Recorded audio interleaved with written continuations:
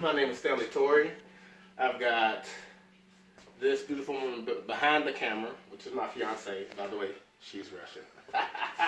And I've got my daughter. I've got two friends. I hog-tied them, and they have to sit here. These are my victims. All four of these people are my victims.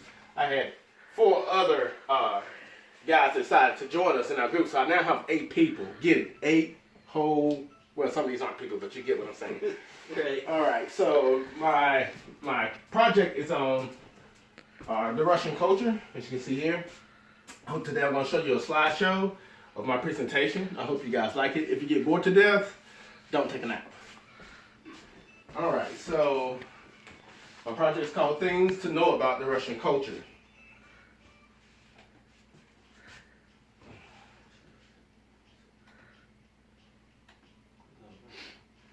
All right, we're going to start with the history and biography of it first. So,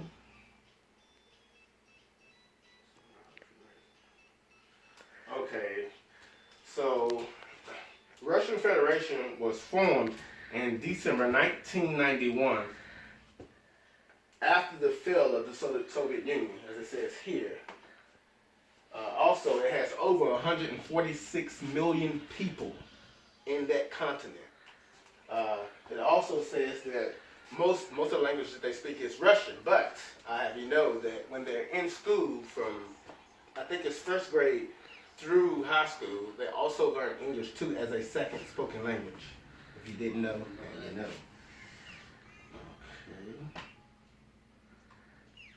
Okay. All right.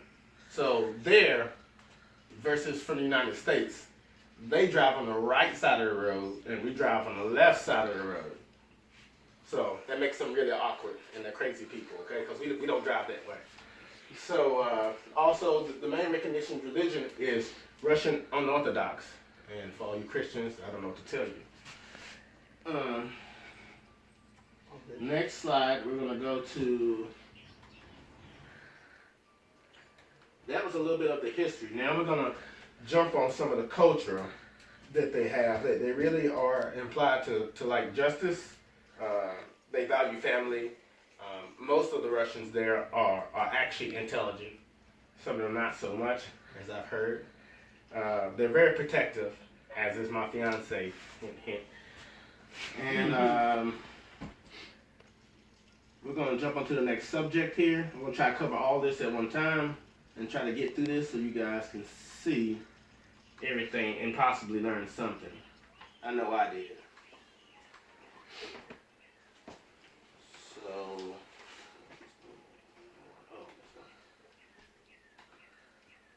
Okay, so now we're going on to Russian stereotypes. If you didn't know, all Russians don't drink vodka. I have you know, although I do partake in it every once in a while. Russia is full of corruption, meaning that you can probably get stopped, and you can either say, "Hey, I'll go to court," or "I've got $300-400 I'll give you, and we should be good," and they're going by their way. Another stereotype for Russia is that most women are beautiful, and we know that, nowhere all women are beautiful, although I'm kind of partial to Russians myself.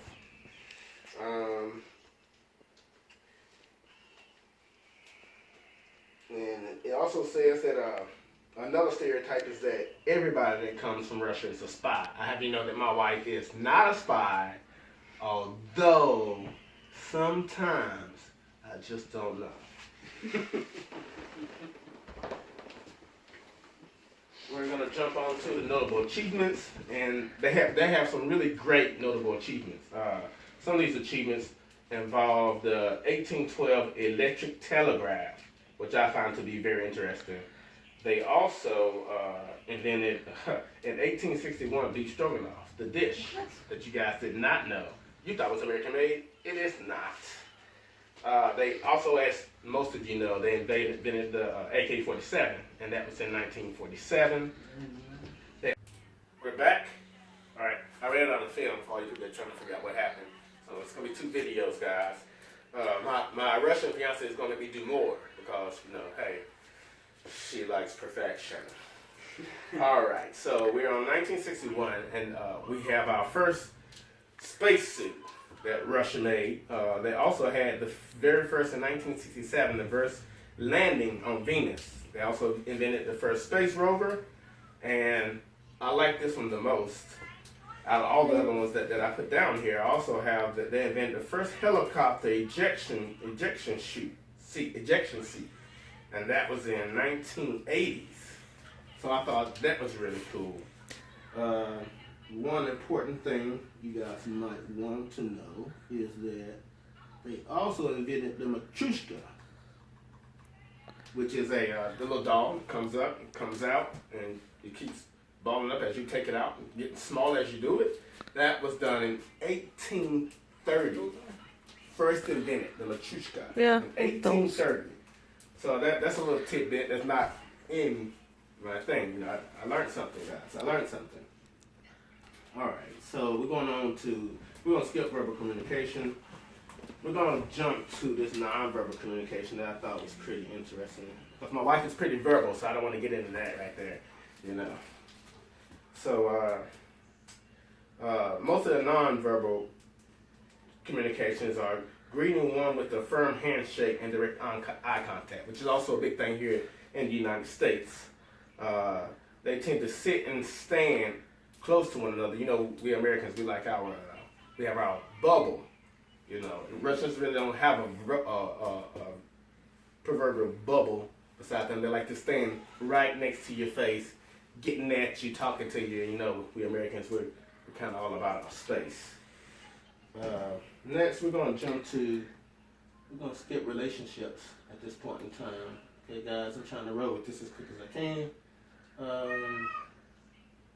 Yeah, let's go with the relationships, because that's an interesting thing that I like. Not relationships, but gender roles, because I think that was a big subject to be covered.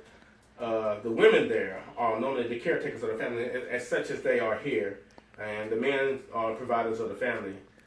They're expected to work, and they have little upkeep, and they can walk around unshaven, as that trend has transferred over to the United States of America, which, as we can see, you know, we do good with that.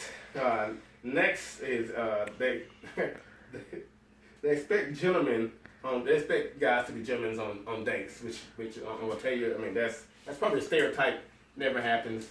You know, most people aren't humble that way anymore. Guys don't open up doors. I do, but you know, some of you guys out there probably don't do that. Open your own door, girl. You know, that type of thing. So we're not gonna jump to taboos.